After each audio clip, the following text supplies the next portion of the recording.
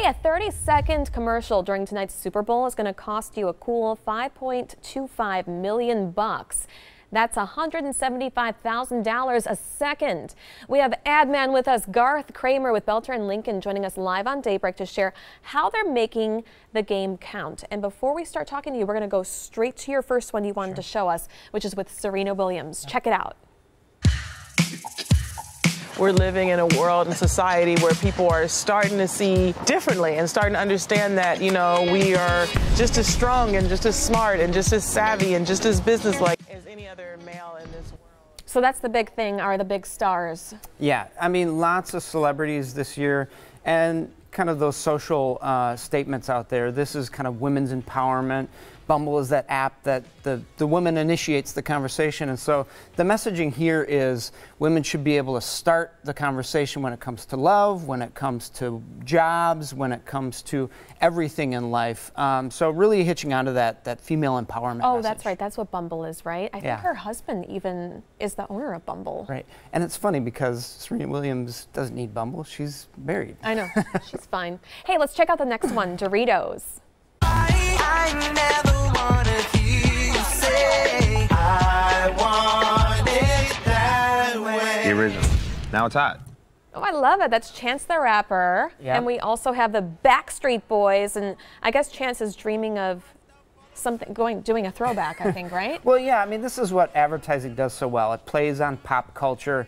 And this is really smart of them because, you know, you have the Backstreet Boys, that's a certain audience, and kind of putting a fresh spin on it with Chance the Rapper, you kind of get a younger audience incorporated in there. So. And the I want it that way. You want it back to whatever that Doritos was. Right. His whole thing is they took the original and they made it hot. So the spicy nacho. Yeah. I'll try it. All right. Got my attention. It's working. And last is Budweiser. Hey, we want to tell you that they're putting $34 million into ads tonight. Let's check out this one. How many roads must a man walk down before you call him a man? I already like this one. It's not really showing much. Oh, the Clydesdales. Okay, they're coming back. Yeah, so they took a year off with the Clydesdales, and this is just a great example of what Budweiser does so well. They're just great storytellers, and this focuses on the fact that Budweiser uses clean energy, wind power, and hence the wind blowing in the dog's face, and then we see the turbines at the end.